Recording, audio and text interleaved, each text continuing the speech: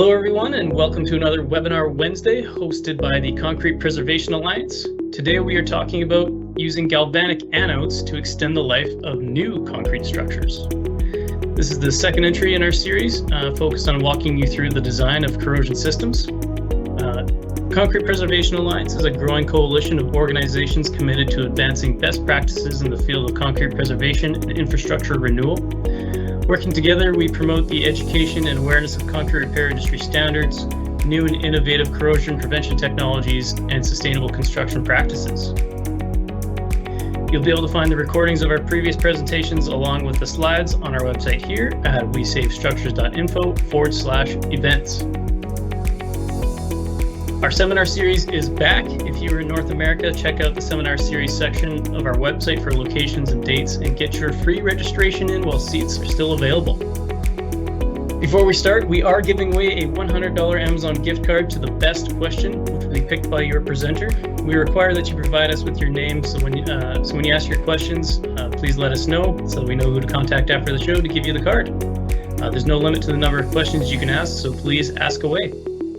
Your presentation today is going to be provided by George Sergi. He leads the Research and Development Department at Vector Corrosion Technologies, which develops the innovative solutions for corrosion in civil engineering and construction industries. He has decades of experience in the field of cathodic protection and led the team that developed the original embedded galvanic anode for concrete. With that said, I'm going to let him take it away. Thank you very much, Ben. So this is the outline basically of the presentation. I'm going to talk, we're talking about corrosion of steel reinforcement. So just remind everybody that steel actually likes concrete. It does get protected by concrete, by the high alkalinity in the concrete. But of course you get corrosion initiation when you've got chlorides, carbonation, etc. And we're lucky enough to have some mechanisms that can offer to protect the steel reinforcement from corrosion, both initiation of corrosion and obviously at a later stage, if required, to try and reduce the corrosion rate or arrest corrosion. But today I'm going to concentrate on systems that try to prevent corrosion from occurring in the first place, i.e. in new construction.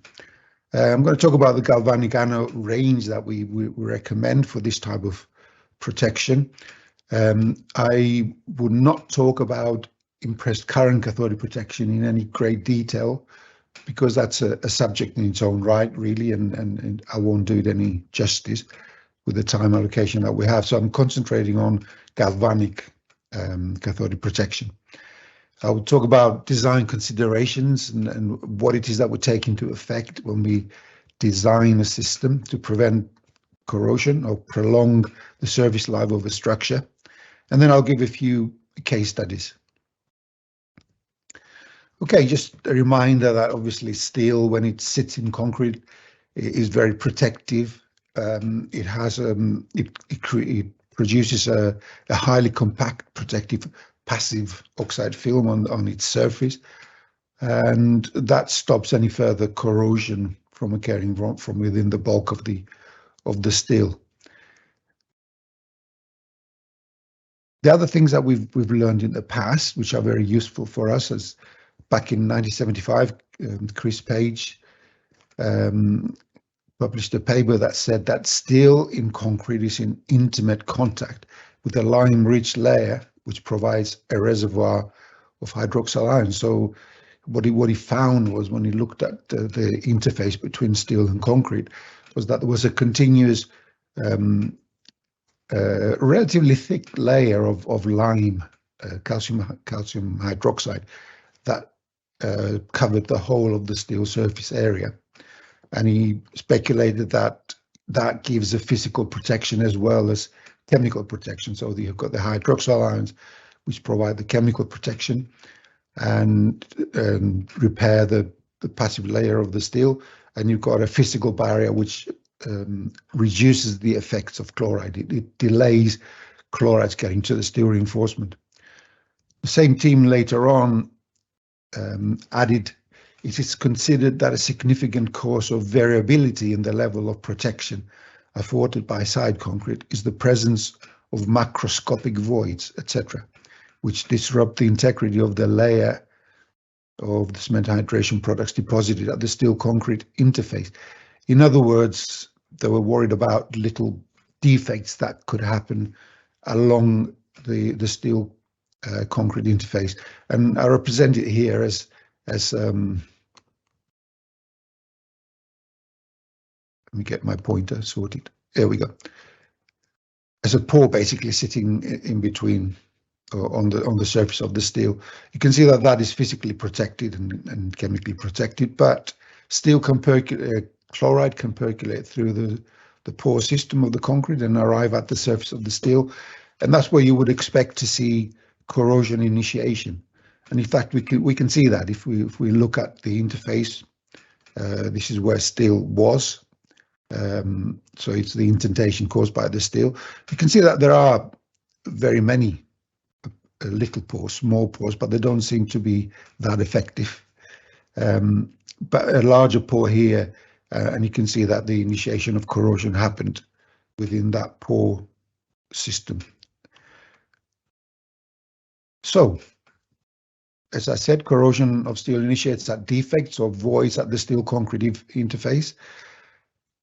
And it's possible to increase that tolerance to chlorides simply by doing something with the pores, i.e. minimizing the level of pores by careful design of your concrete. You have lower wood cement ratio, use super plasticizers, well-graded aggregates, etc., all the things that you do to improve the quality of your concrete.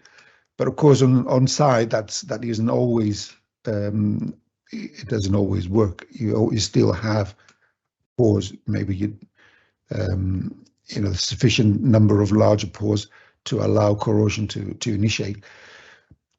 Where we are fairly lucky is that the fact that cathodic polarization, electrochemical treatment of any sort, like chloride extraction, cathodic protection, when applied to steel reinforcement, it tends to increase the threshold of chloride that you require to initiate corrosion at this steel concrete interface. And it is believed that, I mean, there's several things that happen, but one of the processes is that you start depositing solid phases, solid alkali phases within that pore system on the surface of the steel. So one of the things that we try to do, obviously, when we're trying to avoid corrosion, is to make sure that our chloride to hydroxide ratio is right. So, for example, we need to be at this end of the scale. So we need to have quite a lot more hydroxide ions than chloride ions. Theoretically, and it's actually shown in laboratories that the chloride to hydroxide ratio, that's a critical chloride to hydroxide ratio, is about 0.6, above which you don't get corrosion and below which you get corrosion.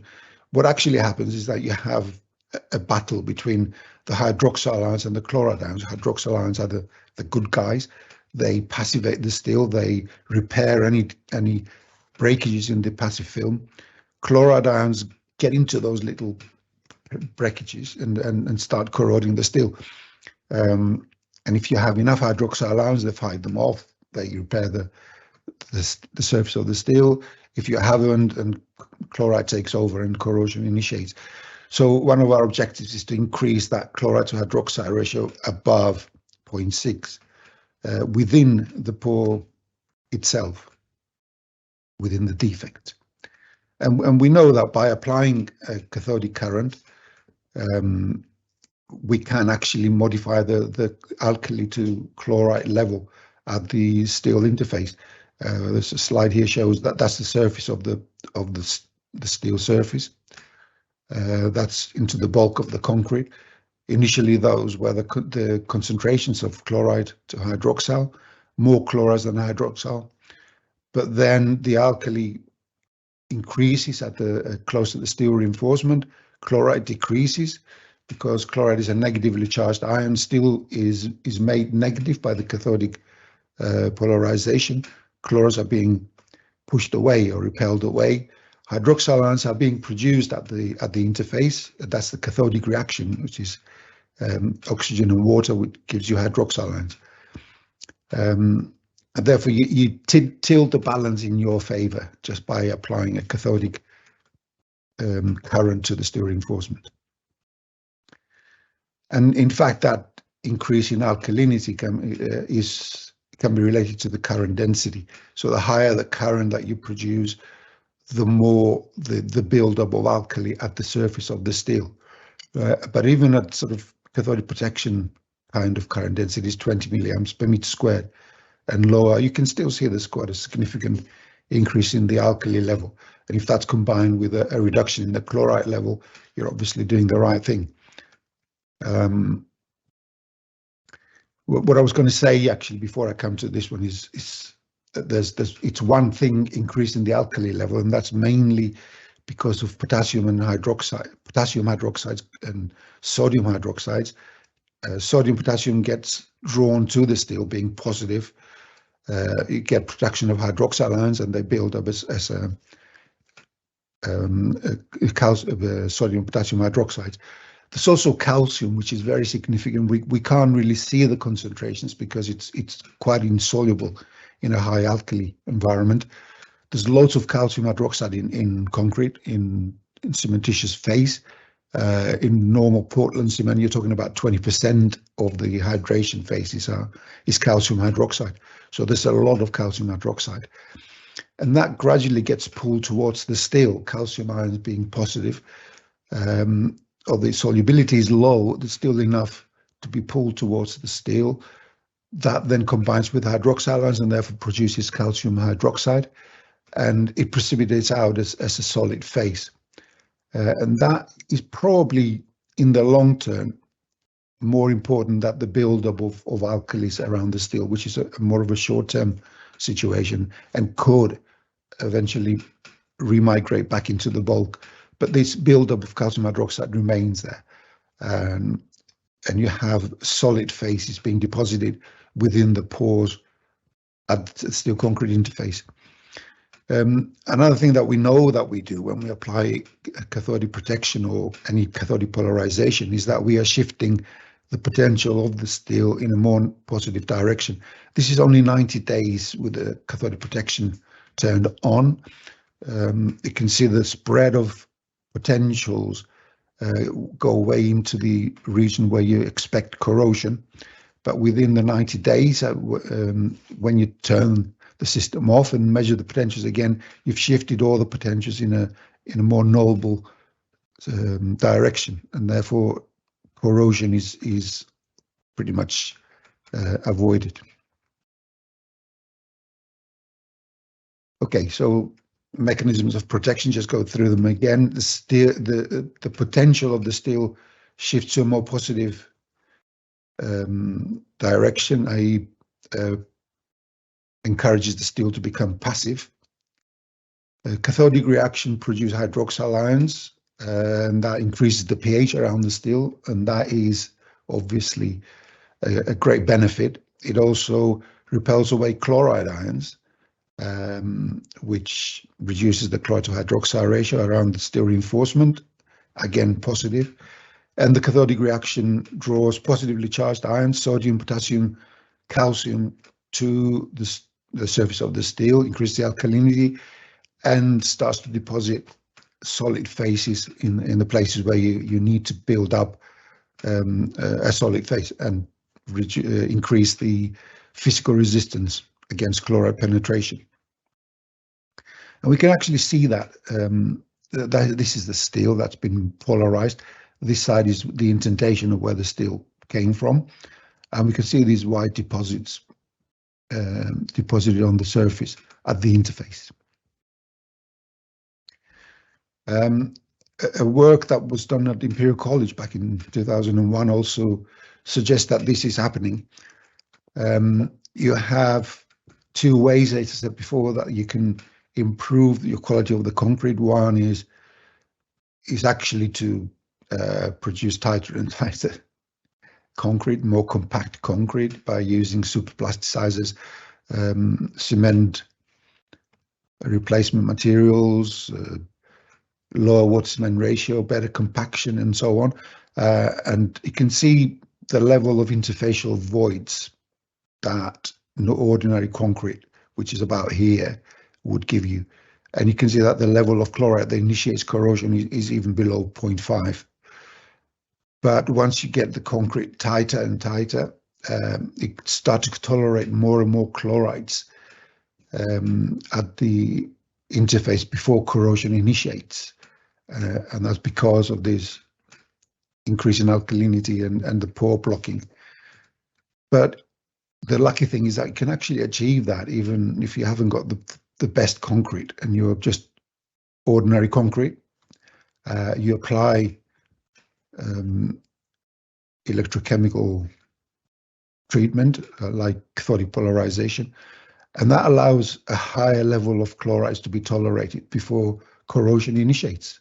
So that's quite a positive effect that we've seen from that work, and it really is very encouraging when we're talking about preventing corrosion.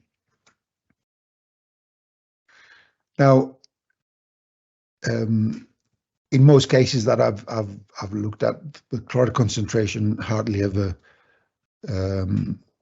gets above 0.3% at the steel concrete interface. It obviously has to migrate from outside, slowly builds up as it goes towards the steel, and there are rare occasions where you have more than that, but in most cases you have 2 to 3% chloride.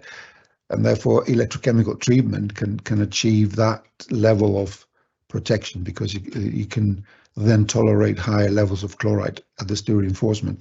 And if you can achieve that, then essentially you're making your steel immune to chloride-induced corrosion. A smaller experiment that we carried out ourselves just to study that effect, and it was just small mortar specimens which had mild steel plates embedded pretty close to the surface. We applied a constant current of 50 milliamps per meter squared for different time periods until we've achieved a certain level of charge. The charge here is measured as amps times seconds, which is coulombs. So you can see 0.05 times whatever time we allowed it to get 82, 176 and 345 kilocoulombs per meter squared of our steel delivered to the surface of the steel. And we can see that with the control where there was no charge delivered, and then we applied 1 molar sodium chloride to the surface of the cement pastes, of the mortars rather. Obviously the chloride penetrated through, and when it got down to the steel reinforcement, it initiated corrosion fairly early when there was no polarization applied. But then later and later, as the level of polarization was increased, and if we look at these 4 points and plot them in a slightly different way, we can see that we get a good relationship between the charge delivered and the time to failure. So there's 2 things happening. You're building up the alkali level. As you go along, you're obviously producing some solid phases, and therefore it becomes harder and harder for the chloride to initiate corrosion. So you need more and more chloride to start the corrosion process. Now the question is, how far does that go up? If we carry on producing cathodic current, are we going to tolerate even more and more chlorides and delay failure further and further? Well, there's some evidence that actually is true. Another very good piece of work was done by Bertolini and his team in Italy. They were working on cathodic prevention, or corrosion prevention, might be called that in America. They just applied 0.4, 0.8 and about 1.6 to 1.7 milliamps per meter squared to concrete, to the steel reinforcement in concrete, which had no chloride to start with, but they then introduced chloride and bonded the concrete with chlorides and saw how far they could prevent corrosion from occurring. And with 0.4 and 0.8, they did eventually get corrosion, but when they analyzed the concrete around the steel reinforcement, they could see that it was the level of chloride that initiated corrosion was 1.5% by weight of cement. 0.8 delayed this process considerably. So from memory, that 0.4 was roughly about 10 weeks before corrosion initiated. When it was 0.8, it was more like 22 weeks. But the very, very impressive result was actually this one here, where at levels of 1.6 or so milliamps per meter squared, they carried on the project until for 5 years. They then had no corrosion in these samples and decided to break it up and have a look at what chloride level they actually got to. And they found that it was 3% chloride by weight of cement, yet still no corrosion. So that level of continuous current was able to basically stop corrosion from occurring up to a level of 3% chloride. And once again, like I said before, it's very rare that you would get more than about that level of chloride at the steel concrete interface.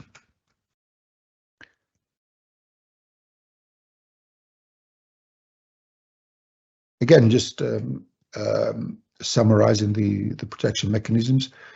Chloride is naturally repelled away from the steel while current is applied. It doesn't totally stop it, as before in the previous slide. If your current is not that high, then chloride would still get to the steel, but it'll be delayed. If you compare the 0.4 and the 0.8 current densities, you will see that at 0.8 it took much longer to get the steel, that level of steel of chloride to the steel reinforcement. Alkalinity is increased at the steel surface, which is A positive, like I said before.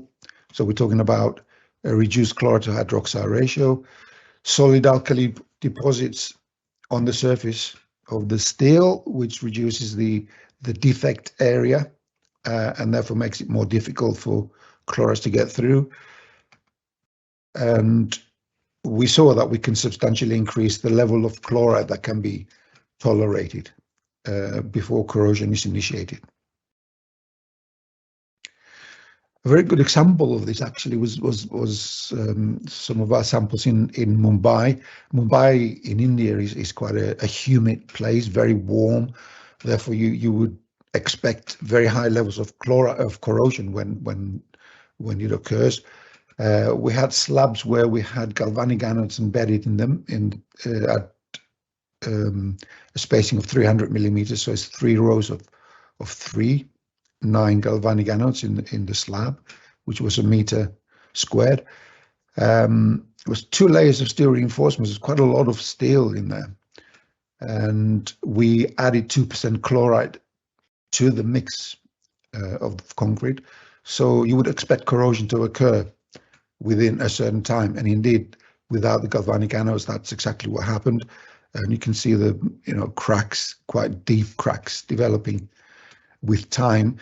But the ones with the galvanic anodes, 12 years on, and there's no corrosion, there's no sign of corrosion. You may see some lines in there, but these are actually wires that are connecting the steel and the galvanic anodes. But there really is no corrosion in the slabs. We monitored those, and we found that at the beginning, before we even connected the galvanic anodes, so during the curing period, the potentials tended to get negative, so we would have initiated at least corrosion if we weren't protecting them. Then at 112 days after a level of protection, we can see that the potentials have shifted in a more positive direction, as I mentioned previously. The corrosion rate was quite low. I mean, this is the level that's acceptable, and it's below that. So even at 112 days, the steel is essentially passive, but at 9 years is definitely passive. Corrosion rate very, very low. But we looked at that and thought, well, how much charge are we actually passed throughout this period of about 12 years? And this is the profile. Obviously, it it builds up quite quickly at the beginning, and then it sort of evens up.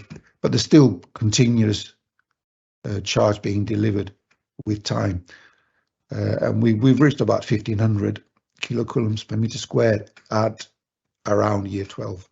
Now, previously I mentioned the small specimens in the lab where we delivered about 370, I think was the top one. So that's about here, and you can see that we've increased that way beyond those levels. So we expected better protection, and indeed that's what we got. 12 years worth of protection. Reducing the scale or changing the scale, this is the Mumbai specimens again, up to year 12 or so. But what we do know is that with galvanic anodes, if we design it in the right way, we can get very high charge deliveries. For example, a DAS anode, I'll show you a bit later what a DAS anode is, at 500 millimeter spacings for a steel density of 0.5, and theoretically we can deliver as much as 6,000 kilocoulombs per meter squared at year 30. A very interesting observation is really the samples from Italy, the Bertolini specimens that did not show any signs of corrosion after 5 years, even though the chloride had built up substantially, and where the current density was only 1.7 milliamps per meter squared. So again, that's a little bit misleading. That line should stop here. But at 5 years, that's the level of charge that they actually delivered, way lower than what we're talking about with the galvanic anodes here. And what we recommend when we do chloride extraction really is to have a charge delivery, a minimum charge delivery, and this is when you apply 1 amp, up to 1 amp per meter squared of current over a number of weeks. And the charge there is of the order of 2,000 or just over 2,000. So we can see we can exceed that even past the 5 years, and we've got way more than that. So if prevention of corrosion is related to charge delivered, then you can see that we can achieve those levels of protection. Okay, so what do we? This is the background, as it were, to explain how we are able to prevent corrosion long term. But how do we design against it, and what should we concentrate on? We know that for a single structure, even the environment is very variant around it. You can have a wet-dry effects with the sun, wind. You can have spray from roads of chlorides. You can have sheltered conditions where not very much happening, or driving rain, etc., or aggressive conditions beneath the ground. So it's even when we're at the design stage, we can think ahead of where the aggressiveness would come from. Is it chlorides from airborne chlorides from the sea? Is it de-icing salts? Is it underground, and so on? What are our critical points in a design? Critical bits of structure that will definitely need protection. Do we have construction joints? Do we have expansion joints? And this is one situation where you can design for a construction joint, thinking that that might be a weak point where chlorides might penetrate quicker, and you therefore have two lines of anodes either side of it to provide current and increase the tolerance of the steel around or where the construction joint hits it. So you target your protection with galvanic anodes, particularly where you expect high chloride exposures, where you have critical structural elements and things like construction joints. These are the type of anodes that we tend to use for preventing corrosion. There's specifically one made precisely for new construction, which is called the GalvaShield N. In fact, the GalvaShield range is really pretty similar, but the advantage here is that it's got very long wires, so you can tie it across 2 adjacent steel bars and so on. An XP4 is also used, which is quite a high current delivery anode. But there's also the highest current delivery, which is from the DAS, the distributed anodes. These are very long anodes that could be lined up, so you can have almost a continuous line of anodes against your steel reinforcement, which will protect it locally.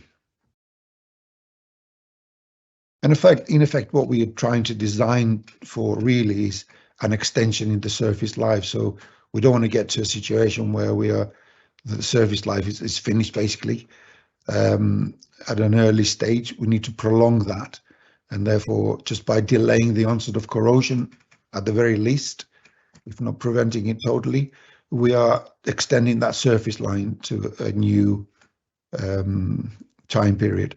So we're extending the surface life as far as we can, or as desired.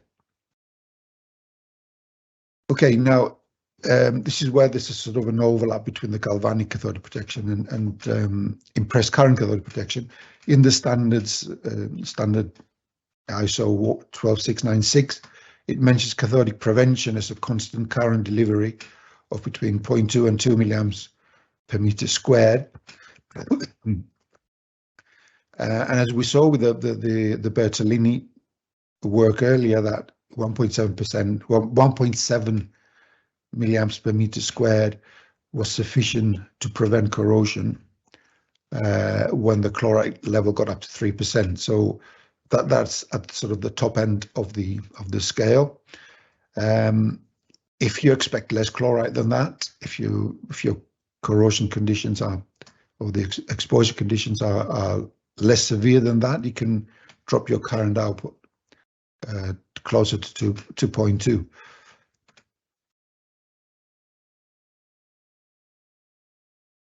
So what primarily, one of the things that, of course, that we do is when we apply current is that you're reducing the number of anodic sites on the steel. The anodic sites are obviously the corrosion sites.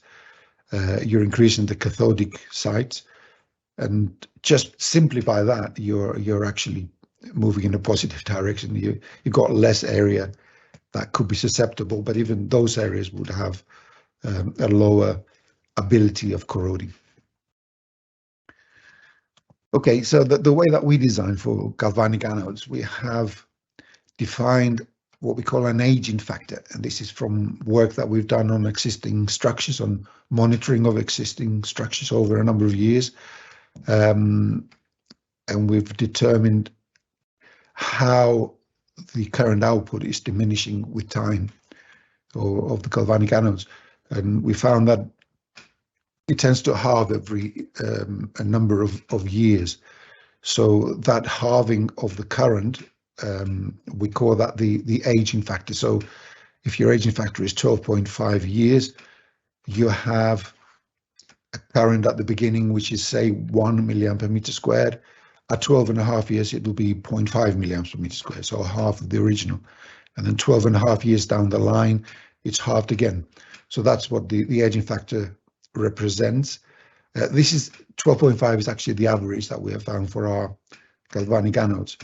So if we take that as the average, we can then say, okay, if we want to design for a level of protection, a level of cathodic prevention, say at the higher level, which is say 1.6 milliamps per meter squared for 40 years, we can design according to the spacing of the anodes to achieve that level of current at 40 years. But we can, if we extrapolate back to 0 time, then we have a much higher current output that is required.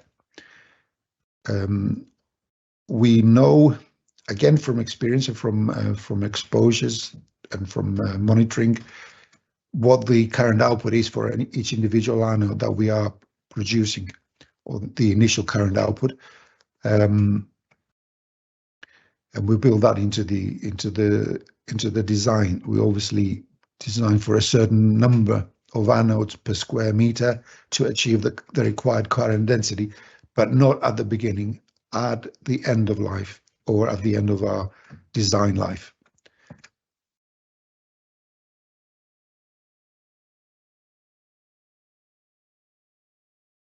Okay, so like I said, the spacing of the anodes is designed accordingly to achieve the current density that you require at the end of life.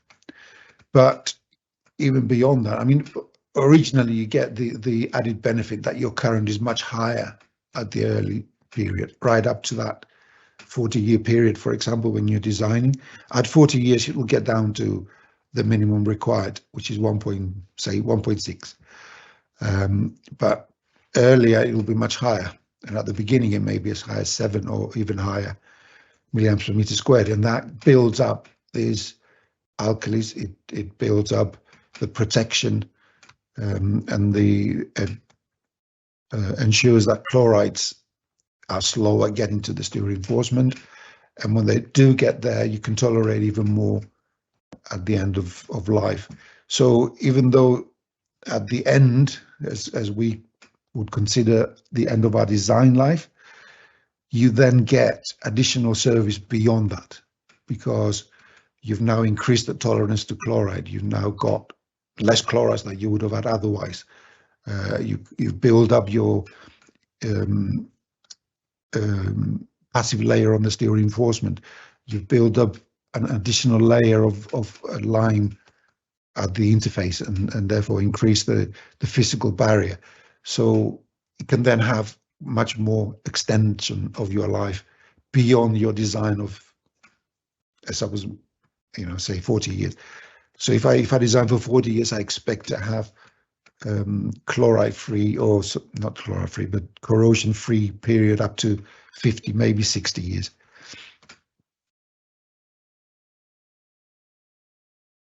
Okay, and I'll just show some examples of how these designs are carried out. We have here an exposed area, really, an exterior balcony in a marine environment, and obviously it's got a high risk of corrosion. And then we design the current density that we require at a time X in the future, and we design the spacing of the anodes. We choose the right anodes to deliver that amount of current, and choose the spacing, sort of regular spacing, to achieve that current density.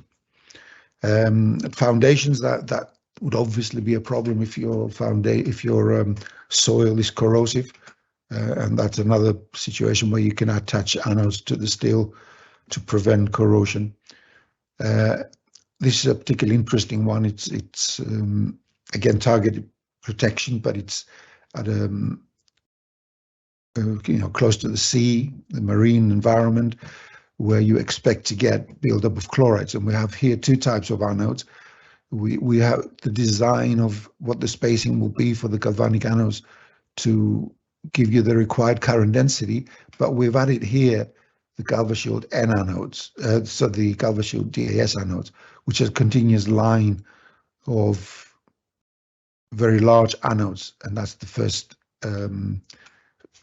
position of protection, if you like. That's the most risky area that would likely corrode early, and therefore we provide the best protection at that area. I just gotta go through an example of why targeted protection is required, or can be required. This is a bridge in Italy.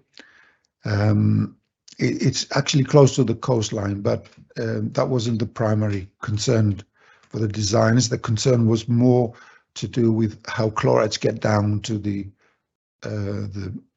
piers beneath the bridge. And we can see that we've got expansion joints at this point, and that's where your chloride's likely to get through and onto the top of the piers. So their concern was, can we avoid corrosion at the top of the pier? So we designed two lines of galvanic anodes at 500 millimeter spacings that will give sufficient current to avoid corrosion initiation for a number of years. Okay, this is the way to construction. As you can see, it's a lot of steel there. I'm standing there you can decide, or you can write to me and say, what do you think I was actually doing? The anodes being placed at the top. Obviously, I'm not putting anodes in, but what else am I doing? Anyway, the anodes were placed at the top in lines, as you can see there, and also a second layer 500 millimeters below. So that will protect the top, prevent corrosion at the top end of the pier. This is a finished article, as it were, but the next slide actually highlights the problem. This is where the expansion joint is going to be, and this is the risky area where chlorides are going to penetrate down and get to the top of the pier. Now, if I was the designer, or if I was the owner, I would have worried about that area as well, because the chlorides, once they get down, they would slip down to the bottom and get a buildup of chlorides around the base. So I would have recommended anodes at that level as well. Obviously, it didn't happen in this case, but they didn't seem to be particularly worried about that. But in another example, that's exactly where they were worried. It's a viaduct in Sicily. Sicily is a warm place. They don't normally have de-icing salts on the top, so they didn't worry about the top end. But they had problems with the soil and thought that they were going to get corrosion initiation at the base. So the protection here was concentrated at the base of the columns, so the caps and some part up onto the columns. And this is a sort of a design of how that happened. All these red squares are actual galvanic anodes that are attached to the steel reinforcement, both at the edge of the cap and around where the column is, and actually also going up into the column. Again, caps, they tend to be quite risky because they're below surface or at the surface where chlorides might concentrate, or the soil may be contaminated. But this time we have the DAS anodes, which are these continuous anodes, continuous lines of anodes along the steel reinforcement, and that gives you the best protection because it's a distributed current anode, and also gives you the highest level of current delivery. You can also have global protection, but that's quite a rare situation. It could be that you're worried that there's quite a lot of chlorides flying around and you need to protect the whole structure. And here you can just attach galvanic anodes at regular intervals or on your steel reinforcement. And another example of targeted protection of a critical section, there's the anodes again attached along the steel reinforcement. So it's quite a simple process. You just attach the anodes on the steel before you pour your concrete. This is quite a recent example in Canada, in Toronto, where they needed easier access to Rosedale station. They were building new foundation slabs and walls to accommodate elevator shafts. So obviously we're talking about below ground level. They were concerned about the soil, which is corrosive, and therefore wanted to prolong the service life of those foundations and structure beneath the ground. And in this case, the design called for 6,300 GalvaShield N anodes that were distributed all around the structure at the base. That's just another photograph of the same thing. You can see that a whole area was protected, which was going to be at ground level.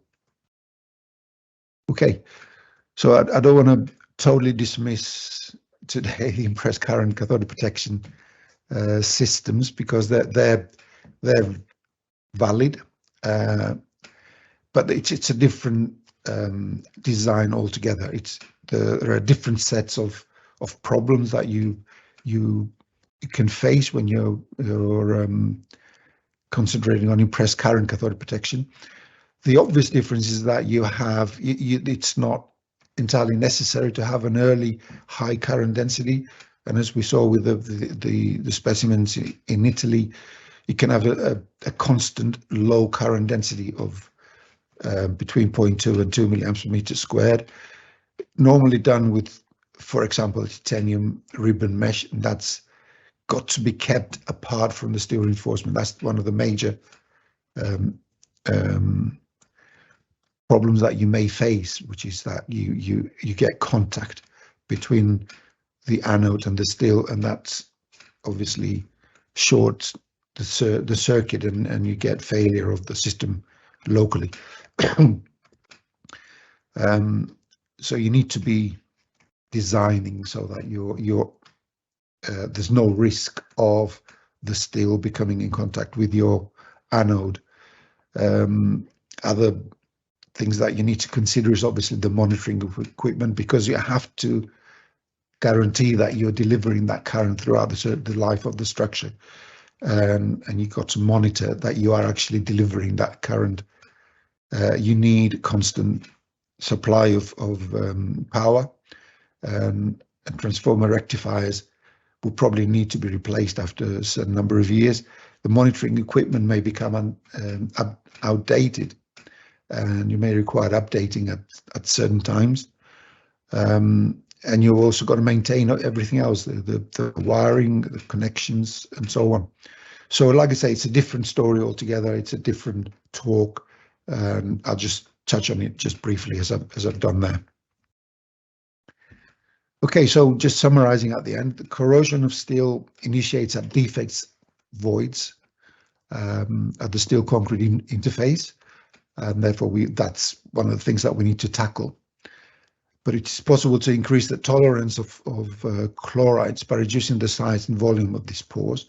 And one way of doing that is electrochemical pretreatment, so applying a charge to the steel, which builds up the alkalis, builds up the solid faces at the steel concrete interface.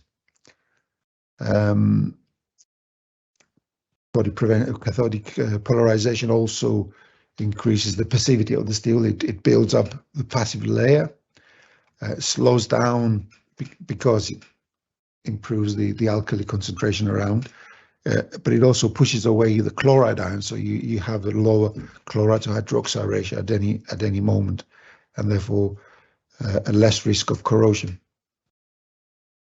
With galvanic anodes, it's not necessary to obviously protect the whole structure. You choose your high risk areas, and if you were wanting to monitor, I've not talked about monitoring with galvanic structures, only with ICCP structures, but it's a good idea to monitor at least high risk areas. So if you wanted to do some monitoring, you can, rather than connect the galvanic anode straight to the steel reinforcement. What you then do is bring out the wires to an external junction box, and from there back to the steel reinforcement. And that means that you can interrupt the current and measure it. You can stop it and therefore do depolarization and so on. But you can select certain areas that you can do that to give you confidence that the system is actually working. But it's not an actual requirement, as once the galvanic anodes are attached to the steel reinforcement, you will get continuous current delivery. And again, it may only be part of a general protection strategy. You could choose to have hydrophobic impregnation in certain areas. You can have coatings, membranes, etc. Okay, so I think I would stop there and thank you all for your attention and invite any questions. Awesome. Thank you, George. Yeah, that is your cue, everyone. If you have any questions, get them in now. I'll start pitching them at George, and we'll see what he's got to say. To start off with, in fact, I've been kind of monitoring as they come in, and there's some good questions in here. When it comes to, say, epoxy coated rebar or galvanized rebar, do these affect your design with your anode design and spacing? Yes, most definitely. There's two different aspects to that. I mean, let me talk about the epoxy coated steel. Obviously, you need to make contact between your anode and your steel, and therefore locally you're going to have to cut through your epoxy coating to get the connection. But of course, you only need protection where the coating itself fails, and that means it's a small proportion of your steel surface area, and you only need a small amount of current to achieve that protection. Therefore, you can space out your anodes much wider, because you only require small lower levels of current to achieve that. With galvanized steel, it can provide a problem actually. If we assume that just by attaching the anode onto the galvanized layer of steel and get protection, you will, to start with, you will get a continuous, you could get current going through the galvanized layer. But we know that the galvanized steel corrodes itself, the zinc itself will corrode, especially if you have a very high alkali concrete. In order for the zinc to become passive, you need to drop below 13.3, and there are concretes out there that are higher than that, and therefore early on you may get quite a dissolution of at least your first layer of zinc, and therefore if the zinc corrodes underneath the wire, then you lose contact with the steel reinforcement. So again, you may have to cut through down to the steel reinforcement if you want to attach anodes to the galvanized steel. All right. Does galvanic anode protection remove corrosion that's already happened on the steel, or does the protection only prevent the buildup of new corrosion? Okay, I mean, today I was particularly talking about preventing corrosion, obviously, and that's because it's for new structures. You don't expect to have corrosion in new structures, but the answer is yes. It can do both.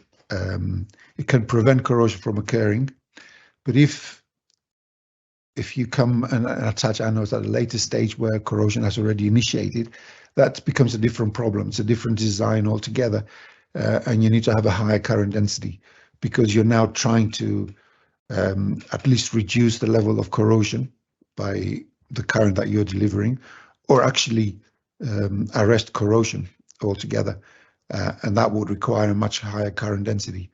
And there are other systems, as the fusion anode, for example, that will do that, or just a shorter spacing of anodes that will give you a higher current and extend the surface life that way.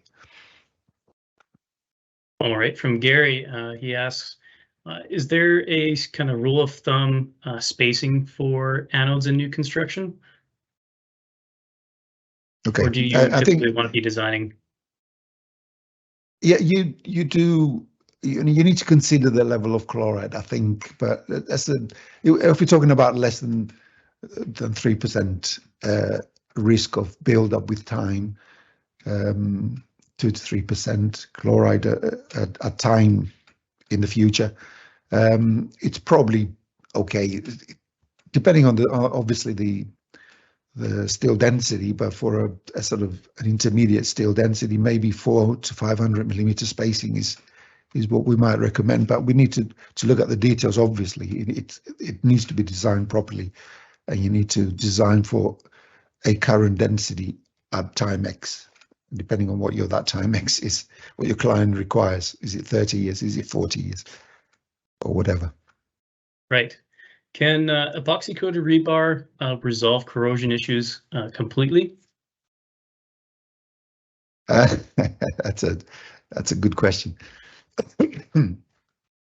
It depends who you talk to. I think in Europe we're quite skeptical about the use of epoxy coated steel, because not that they don't initially stop corrosion, but it's what happens when this breaks in the epoxy coating itself, and when you're a builder and you're bending your bars and you're putting them in the concrete, you're bound to get some breakages, get some exposed areas of steel, and those areas tend to get attacked more because it's an induced defect, if you like. I've talked about defects and that we need to be repairing those with calcium hydroxide buildup and so on. You get a bigger problem if these defects are induced and it's much more than just a pore that sits on the surface of the steel. But I think, in actual fact, if you do have epoxy coated, it's actually not a bad idea to have some galvanic anodes attached at a wider spacing, even because they would only need to protect those little areas that have become high risk because of the bending, because of the banging of the bars together and so on, or the tying of the wires or whatever. Awesome, that was a good question. Do you have, is there a concrete mix that is better at resisting corrosion? Yes, but is it possible to produce? I think that's the trick, really. In the lab, we're definitely able to produce very dense quality, high quality concrete with the minimum water cement ratios. We're talking about if we can achieve less than 0.3 water cement ratio, it means very, very high levels of super plasticizers. But if you do that on site, you would end up with possibly compaction problems. Is your concrete too dry and it may not settle into the regions that you want it to? It's very, very difficult to know whether what you can do in the lab can actually be representative of what can happen on site. So I think in most cases, people use the concretes that they know that would flow properly and cover the steel reinforcement. If you had to bet on a very compact concrete on site, I wouldn't risk it personally. All right. I think we've got time for one or two more questions. Go on here. Do anodes expand as they are consumed? Okay, that's a nice question. The anodes are actually designed to accommodate that type of expansion. Zinc does expand as it corrodes, but nowhere near as high as what it does in what steel actually does. The corrosion products in an alkali activated anode, I have to stress that, because if it's not alkali activated, it's different. In an alkali activated anode, the corrosion products to start with are soluble because the pH is so high in the encasing mortar, and they can migrate around into the pore system. And the pore system is deliberately made quite open to accommodate those corrosion products, which deposit as zinc oxide eventually. So we've got no evidence. We've had anodes out there for coming up to about 14 years now. There's absolutely no evidence that there's any expansion within that galvanic anode. So the short answer is no. There's no expansion. All right. Well, thanks, George. We are out of time for questions here. We will get all these questions that have been posted to George later, and he'll pick from that list after the show, and we'll contact the winner with the gift card. If you have any more questions and weren't able to get them in or think of some later, you can contact George at the information here, as well as we'll be providing his contact information in our follow-up email after the show. Today's presentation will be, it has been recorded and will be uploaded to our WeSaveStructures.info website. You'll also be able to find George's slides there. So if you want to check those out, they will be uploaded typically within the next 48 hours onto our website. And that's the end of our show. Thanks again, George, for putting on that great presentation. Thank you very much. And thank you for everybody who decided to come and listen to me. Awesome. Thanks, George. And thank you everyone for coming, and let's get out there and save some structures.